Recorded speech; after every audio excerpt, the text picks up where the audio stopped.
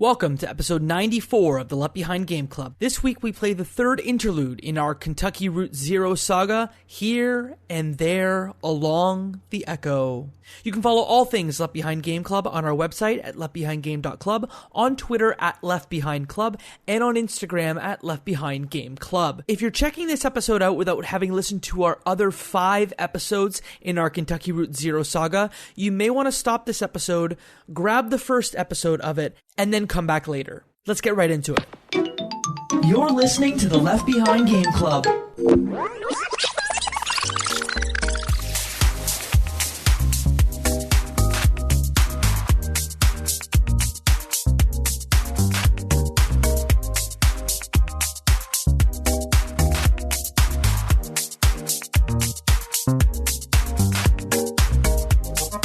Welcome to the Left Behind Game Club, our never-ending attempt to make sure that no game is left behind. I'm your host, Jacob McCourt, and today I have 2 friends with me. The first friend, you know him, you love him. His name is Michael Ruffalo. I'm here to talk about an interesting interlude. And here to talk about an interesting interlude with us, his 6th time on the pod, Adam Iannetta. Adam, welcome back. Thank you for having me. Great to be back. Of course. Today we are talking about Interlude 3 in Kentucky Route Zero. The interlude is called Here and There Along the Echo. If you're just picking this up now, we have 5 other episodes of Kentucky Route Zero stuff that you probably want to check out first. But this episode will be here waiting for you, ready once you've gone through all of that great content. Gentlemen, this interlude's about a telephone. Right? And you remember those old school telephones that we had back in our day. Bringing us back to the what, 90s? 90s, right? That's when we had those phones? 80s and 90s, yeah. Yeah. So the game opens with a pink telephone, and it's got the touch tone dialer on it, and you pick it up from the cradle, and one of the I thought it's kind of stupid, but kind of fun, and I loved it. You get to control where with the left stick the receiver goes, and the audio you hear changes based on how far it is from your player's screen, I guess, from the viewfinder that you're looking through. I love binaural audio, and hearing the dial tone or the phone in one ear versus the other, just chef's kiss, stereo sound. Let's go, Adam. So, really interesting thing you had mentioned, Michael. Originally, you had talked about it being a pink telephone, but for my gameplay, it was actually like an off-tanned Get out of here, kind of really? phone. And and apparently, looking it up, there's actually one of 5 different telephones that your game can play with, based on how you progress up until this point in the game, which is really, really awesome.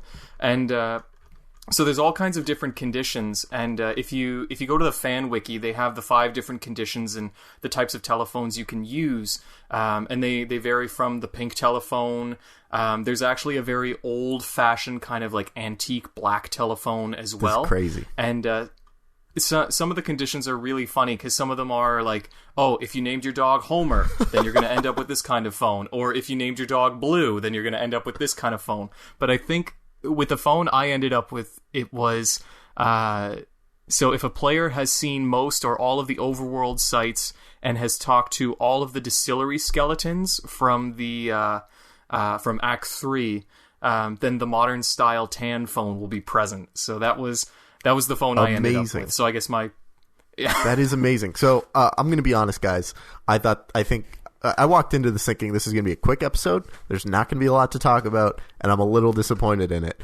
But we are very quickly getting back into the territory of me being excited and very interested in how this episode progressed, because I thought the entire interlude was a simple telephone where you were just listening to touch tones, and that was absolutely it. But now that I know there are different types of telephones, I'm wondering if there's different types of messaging as well.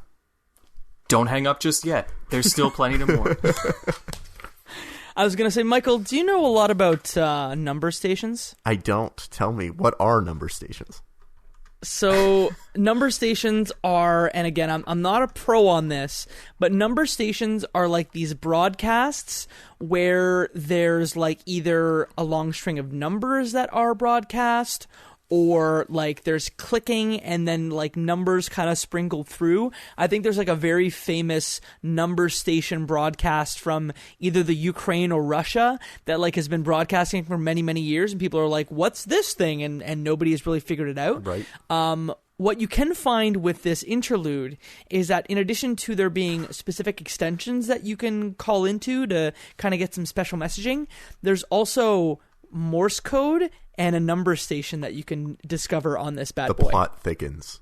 So that I didn't know. I think we should probably just level set with the listener that what you open this interlude to is the telephone, I guess, in whatever color style is chosen for you based on your past choices and interactions, and also a slip of paper with a number to dial. So, I got in and I realized, there's probably a lot of hidden little secrets and Easter eggs here, some little possibilities, but I don't know any of them, and I'm definitely not going to spoil myself by digging deep. So I'm just going to dial this number and listen to what happened. But boys, did you find any of these hidden little number stations? I don't think I did. I mean, I found a number of, or I tried calling a number of the different extensions that kind of led me deeper and deeper down this crazy rabbit hole of a telephone game. But I don't think I ended up with any of these. What were they called? Radios or telephone stations? They're like encoded messages, essentially. And okay. I won't lie to you, I did not get them myself, because what it actually requires you to do is to kind of sit there and not touch the receiver, and then you'll receive a phone call or receive phone calls. So I did not go through that myself. Hold on, it happened to you? Yeah, because What happened? So I had I had it on in the background while I was working, and then the phone started to ring, and I frantically grabbed at my real phone, and then was very confused why it didn't. It wasn't actually ringing, and why it didn't have a missed call. And I was too late to pick it up in the game. I guess something I had touched had changed it or affected it. How long did you leave really How long did you leave it on without touching it? It had probably been on for hours. Oh wow. Okay, yeah. So that long. Wow. There's two messages. One of them essentially is a broadcast that has a message encoded in it about Cerberus. Like Hades' and then dog? Yeah. Like the three-headed dog? Yes. Did you want me to kind of read off the encoding of the broadcast? By night we suffer wandering. Night frees the imprisoned spirits, and his cage abandoned Cerberus himself strays. At dawn the law demands return to the pools of Lethe. We are borne across, and the ferryman counts the load he's carried. It's a direct quote from Elgie? It's a book by Propertius. The Elegy. The Elegy, I believe it's called. Thank you. See, we have smart people on this call for a good reason. Interesting. SMRT, that's me. It was... and then the second message is just a phone call with fax noises that sound like Morse code, and it's a call between a caller and an operator that I didn't really gather much from. I think it's just like a world building thing, and also about canned carrots and horses. So I think on that note, it's worth leveling that this whole episode seems to be world building, mythologizing, adding a greater depth to the madness and mythology and lore that we've already experienced. It doesn't seem like any of this, reveals a lot. I imagine the things that happen in this interlude are going to be setting up the next act, Act 4, in the same way the entertainment set up Act 3.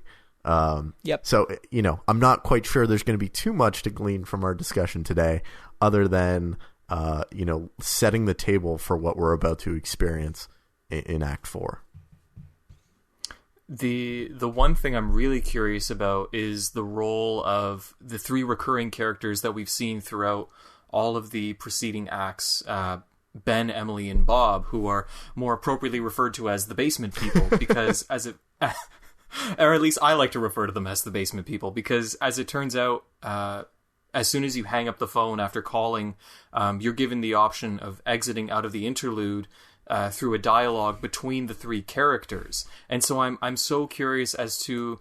I'm just curious as to, what were they doing in the basement? Where did they go? And what is their role throughout this entire game? And why are they appearing and reappearing so many times? And in particular, why are they the ones playing with this phone? So, I think as a standalone piece of content, this kind of sucks. But like, it's not a thing that I would, because like the entertainment, like I said, is easily the best thing I've played in this whole thing so far. Really, even more than Act 3. Mm-hmm. Yes, absolutely. Act 3 lost me in the middle. Okay. But I think that like the entertainment was a very strong world building thing. Here and there along the echoes, which is a phone line that we teased in our Act 2 recording, I believe, is just something that like. I got nothing from it. Yeah. But again, to each their own. If you want to dial a specific extension and tell the man how it is to hold a snake and what you should do with said snake, aka what happens when you look it in the eye and then it gives you options, dial 1 if it's doing this, dial 2 if it's doing this. I mean, it's a fun distraction, but I literally played it for 12 minutes. So I guess it's worth saying that once you dial the number on the piece of paper, it leads to essentially an auto dialer where it's like any customer service triage where it says, welcome to here and there along the echo or something along those lines. And I realized that it sounds like exactly like a radio station I had tuned into in a previous act or episode as I was driving. And it gives you a lot of little prompts. Press 1 to find out more about the sights along the echo. Press 2 to find out about the flora and fauna. Press 3 if you don't remember why you dialed this number.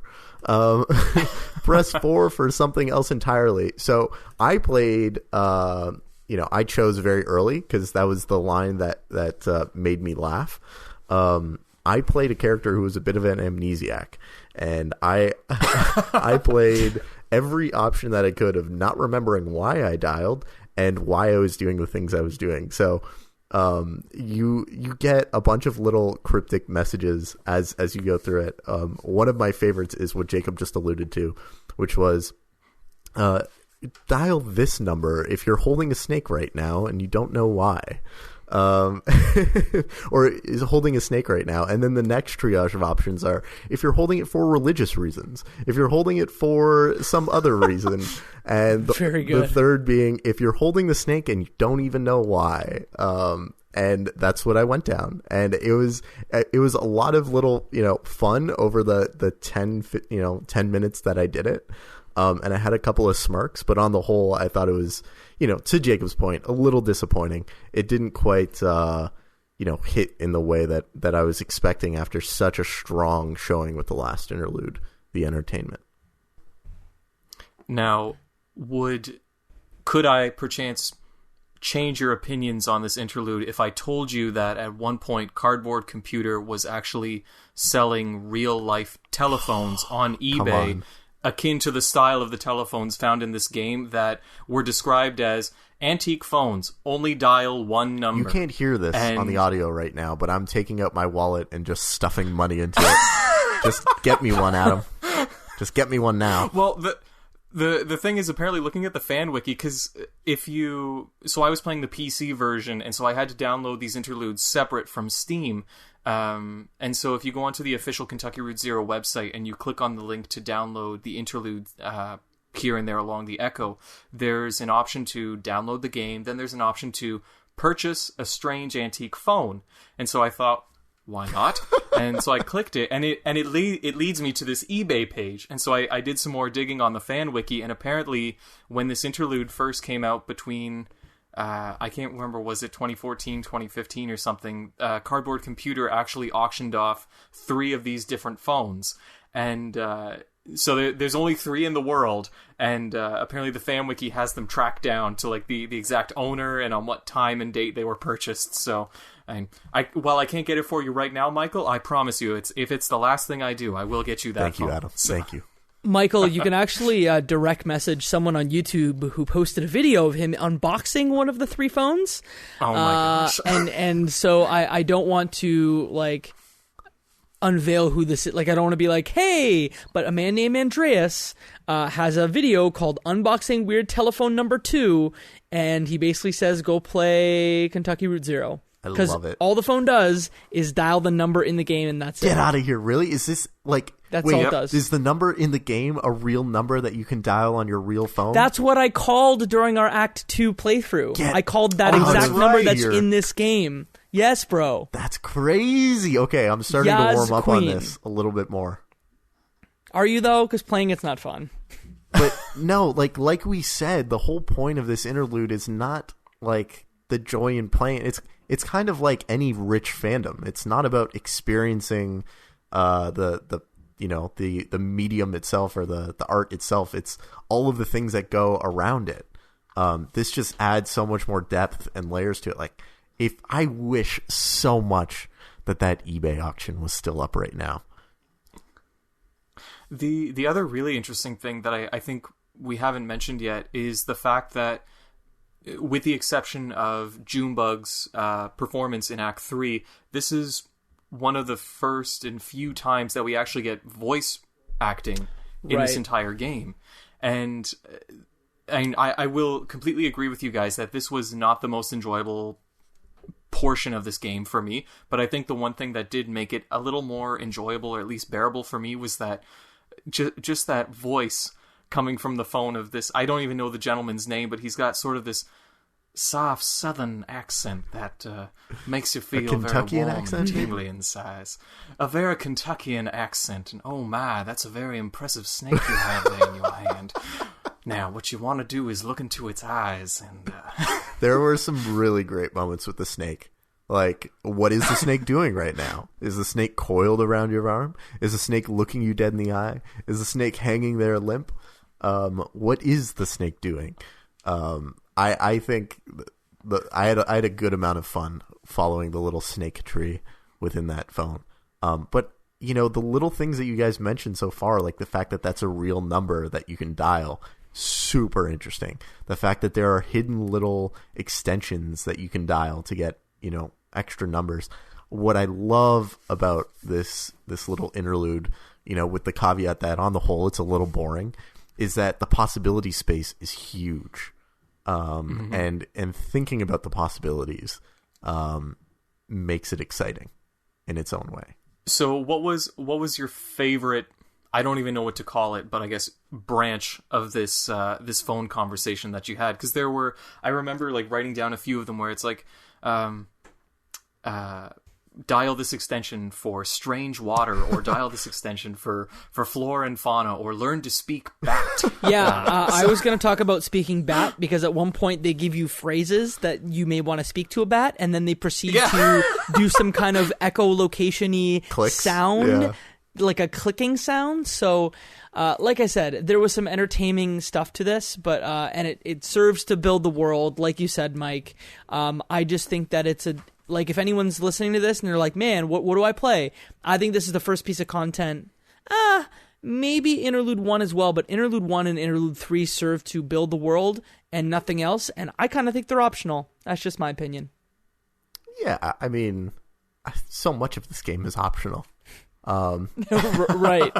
But I think it's worthwhile playing, especially because it's so short and you don't have to spend more time in it than you actually want to. Right. That's true. You dial a phone number, you follow the path until you're done with it, and then Emily says, "Yeah, I think I'm good," and then you walk away. For me, I loved, obviously, the portion with the snake, but if you choose number 1 early on, and it tells you about the sights and sounds, or the places along the zero. It tells you about this one spot, which are the underwater islands, or something like that. And I just love the fact that it kind of builds a world, or it continues to build a world that is impossible yet exists. Like, it's so very clear that there's no actual way a world can exist inside a mine through some magical contraption that you go counterclockwise around. And that there could be these things as like upside down underwater islands. But it tells you about them, and so you're like, yes, of course they exist. And I think the world that they build is super fun and interesting, and again contains so much possibility that in itself is exciting. Do you remember that the fact that there was one island named Dog Poop Island, except they didn't use the word poop, but something that I honestly Dog Spit Island, let's put it that way. I honestly didn't remember any of the names. I just remember attaching to like little concepts. I was also, half present through a lot of this. I think I got some PTSD from the fact that, dialing many customer service support lines and having gone through a similar triage situation.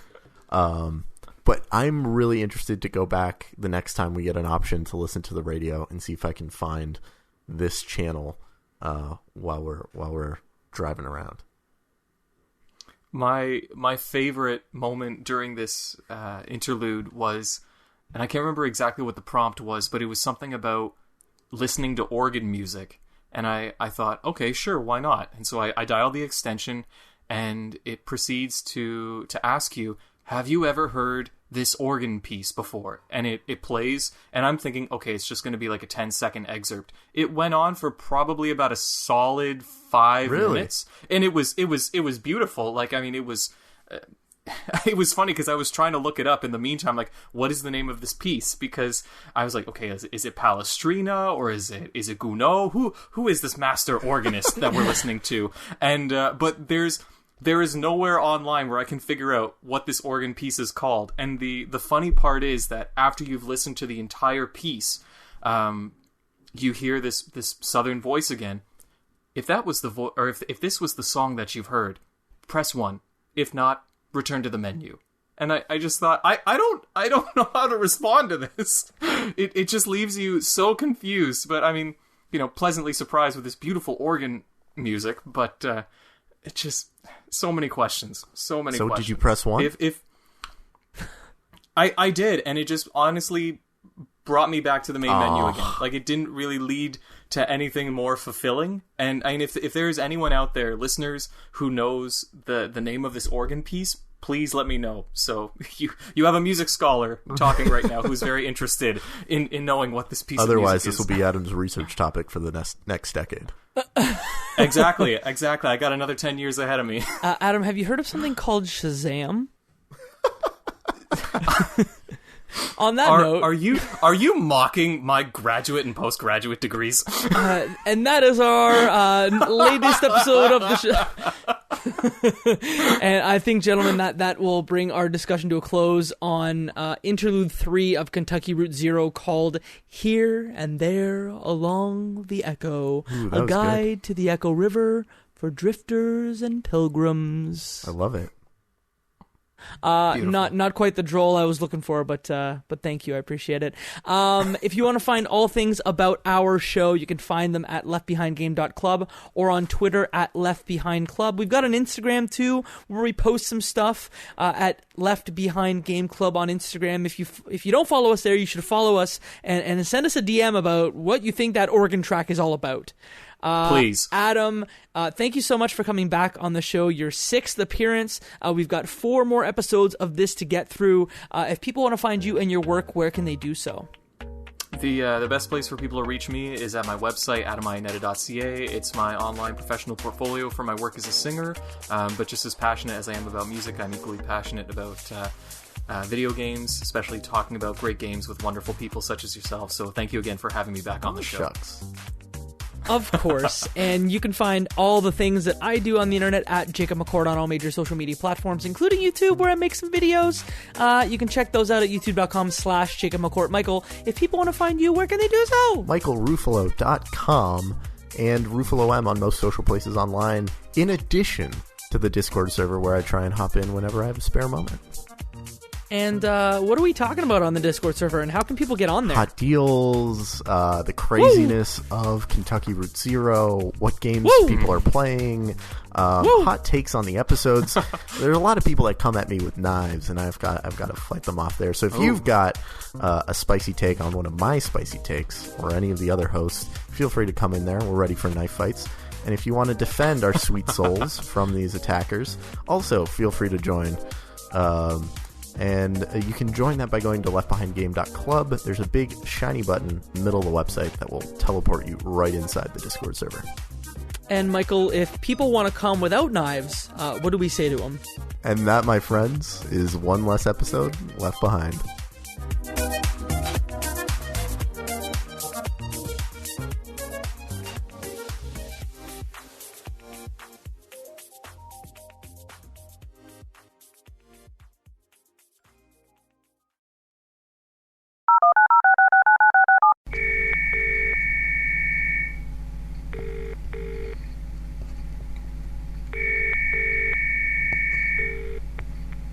Leave your message after the tone.